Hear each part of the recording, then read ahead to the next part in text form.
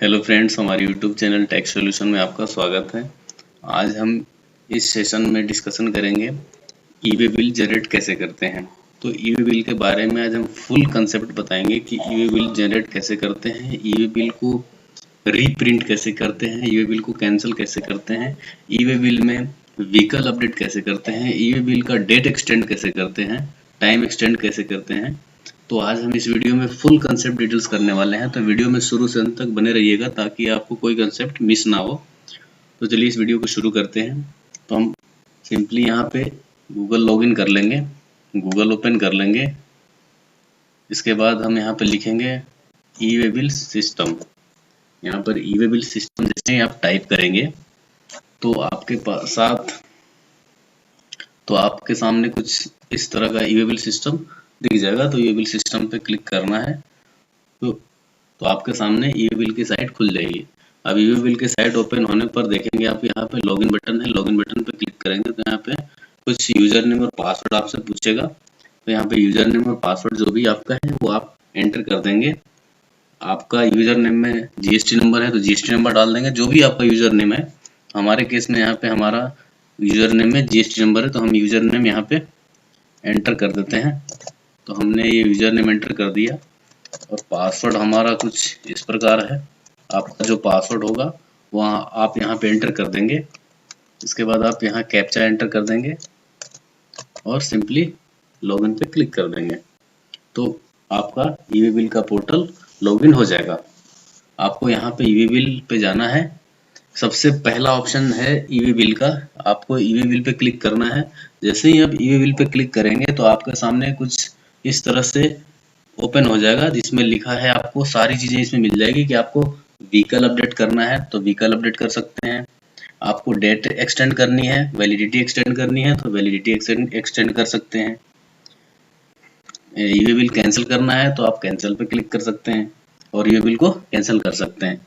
आपको प्रिंट करना है ई वे बिल तो यहाँ पे प्रिंट पे ई वे बिल पे क्लिक कर सकते हैं, आप ई वे बिल प्रिंट कर सकते हैं।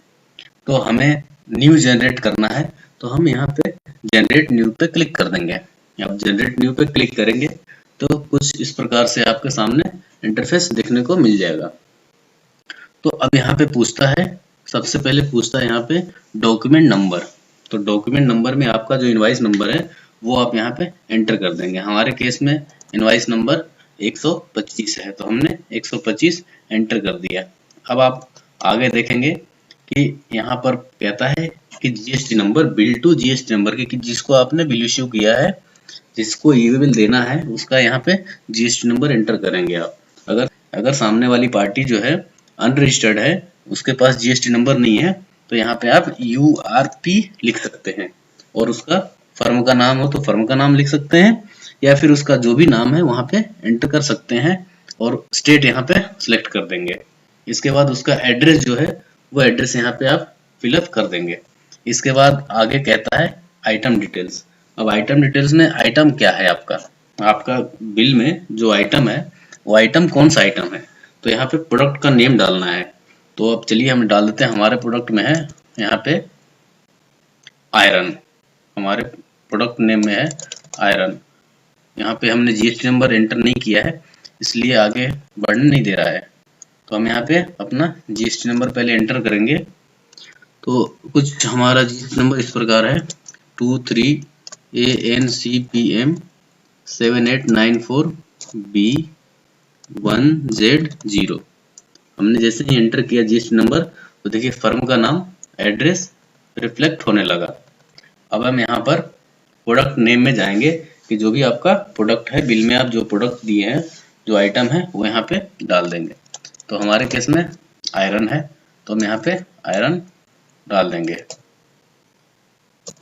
डिस्क्रिप्शन में भी आप जो भी है आपका जिस टाइप का आयरन है, MS प्लेट, एंगल जो भी है आपका वो डाल सकते हैं। तो हम आयरन यहाँ पे डाल देते हैं या आयरन भी आप डाल सकते हैं। उसका एजेसन जो है आपका एजेसन डाल सकते हैं 7024। अब यहाँ पूछता है क्वांटिटी। अब आपकी क्वांटिटी किस क्वांटिटी में आपका है, क्या क्वांटिटी है, टन है, केजी है, क्विंटल है, क्या चीज है आपके, तो वो यहाँ पे डाल सकते हैं। तो हमारे केस में चलिए हमने जो बिल बनाया है वो केजी में बनाया है तो हम यहाँ पे केजी डाल देंगे। तो हमने यहाँ पे क्वांटिटी डाल दिया और यहाँ पे आपको केजी डालना है। तो केजी की जगह आपको केजी नहीं लिखना है, केजीएस लिखना है। और ये आपको कहाँ से पता चलेगा कि हमें यहाँ पे यूनिट में लिखना क्या है? तो आप यहाँ पे सिंपली यूनिट के बटन पे आप कर्सर को रखेंगे तो यहाँ पे दिख जाएगा आपको कि बैग है तो बैग का डिस्क्रिप्शन क्या है, टन है तो टन का डिस्क्रिप्शन में क्या है, नंबर्स है तो नंबर्स का डिस्क्रिप्शन क्या है, लीटर में है तो लीटर का डिस्क्रिप्शन क्या डालना है। तो ये आपका दिख जाएगा, यूनिट में कोड दिखेगा और डिस्क्रिप्शन में जो है वो यहाँ पे एंटर करना है। तो चलिए हमारे केस में केजीएस है, हमने केजीएस डाल दिया। अब उसकी वैल्यू क्या है, उसकी टैक्सेबल वैल्यू यहाँ पे कहता है कि टैक्सेबल वैल्यू क्या है। तो आप यहाँ पे टैक्सेबल वैल्यू एंटर कर देंगे। तो हमारे केस में टैक्सेबल वैल्यू 1,70,000 है। हमने 1,70,000 यहाँ पर एंटर कर दिया। अब 1,70,000 हमने जैसे ही एंटर किया तो अब यहाँ पे पूछता है कि रेट क्या है उसका, उस गुड्स का रेट क्या है। तो आपका जो भी रेट है 12%, 18%, तो यहाँ पर सिलेक्ट कर देंगे। 18 है तो 9 + 9, 12 है तो 6 + 6, 5 है तो 2.5 + 2.5, 28 का आइटम है तो 14 + 14। तो इस प्रकार आप इसको सिलेक्ट कर देंगे। तो जैसे ही आप सिलेक्ट करेंगे तो देखेंगे कि यहाँ पे टैक्सेबल अमाउंट, सीजीएसटी और एसजीएसटी और यहाँ टोटल अमाउंट, आपका बिल का जो टोटल अमाउंट है वो यहाँ मैच हो जाएगा। तो अब आप देखेंगे अगर इसमें आपका कोई भी और भी प्रोडक्ट है तो आप यहाँ प्लस बटन पे क्लिक करेंगे और प्लस बटन पे क्लिक करके यहाँ पे ऐड कर सकते हैं। जितने भी आपका आइटम है, आइटम वाइज आप ऐड कर सकते हैं। तो अभी हम सिंपली एक ही आइटम को ले लेते हैं। हमारे केस में मान लेते हैं एक ही आइटम है, तो हम अभी एक ही आइटम ले लेते हैं। आपके केस में जितने आइटम होंगे आप इस प्लस बटन पे क्लिक करेंगे, आपको नीचे टैब ओपन होता जाएगा और आप उसमें एंट्री करते जाएंगे। तो इसके बाद आता है ट्रांसपोर्टर डिटेल्स। अब ट्रांसपोर्टर डिटेल्स में क्या डालना है, अगर आपका माल जो है, आप जो माल भेज रहे हैं वो किसी ट्रांसपोर्टर के थ्रू जा रहा है तो ट्रांसपोर्टर की आईडी यहाँ पे एंटर करनी है।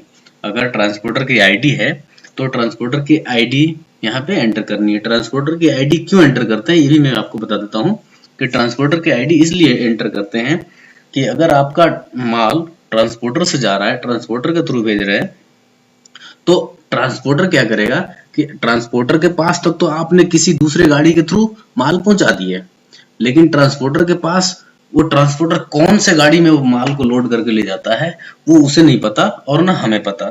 तो इसलिए यहाँ पर ट्रांसपोर्टर की आईडी को एंटर करते हैं ताकि ट्रांसपोर्टर आईडी अपनी लॉगिन करके इस व्हीकल नंबर को चेंज कर सकता है। तो हमारे केस में मान लेते हैं कि लोकल गाड़ी है, तो यहाँ पे हम लिख देते हैं ट्रांसपोर्टर नेम में लोकल व्हीकल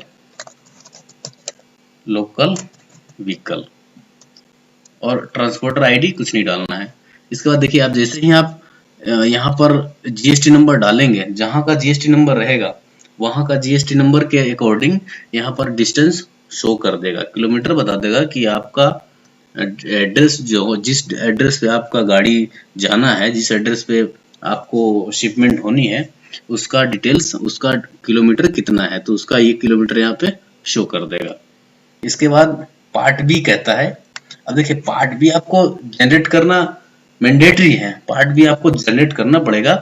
पार्ट बी अगर जनरेट नहीं करते हैं तो ये बिल माना जाएगा कि आप ये बिल इश्यू किया ही नहीं, ये बिल इनवैलिड हो जाएगा।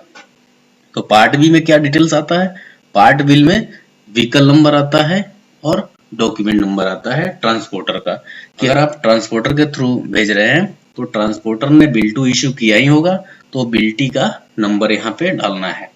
और यहाँ पे अगर बिल्टी है तो बिल्टी नंबर डाल सकते हैं, अदरवाइज नहीं भी डालेंगे तो चलेगा बिल्टी नंबर, क्योंकि अगर ट्रांसपोर्टर के थ्रू डाल रहा है तो ट्रांसपोर्टर वहां अपडेट करके ये बिल्टी नंबर डाल ही देगा, तो अपने को डालने की जरूरत नहीं है। वैसे मैंडेटरी नहीं है, लेकिन व्हीकल नंबर डालना जरूरी है। अगर ट्रांसपोर्टर के थ्रू माल नहीं जा रहा है तो डायरेक्टली अगर माल भेज रहे हैं तो अपने को यहाँ पर व्हीकल नंबर डालना पड़ेगा। तो जैसे ही व्हीकल नंबर डालेंगे तो आपका ई-वे बिल फुलफिल कंप्लीट हो गया। तो आप यहाँ पे प्रीव्यू कर सके भी चेक कर सकते हैं, या आपने सही फिगर डाले हैं तो डायरेक्ट यहाँ सबमिट पे क्लिक करेंगे और सबमिट हो जाएगा। तो आशा करता हूँ कि ई-वे बिल का कंसेप्ट आपको क्लियर हो गया। अगर ये वीडियो अच्छी लगी हो तो लाइक कमेंट जरूर करना और हमारे वीडियो को सब्सक्राइब जरूर कर देना। Thank you so much watching for this video.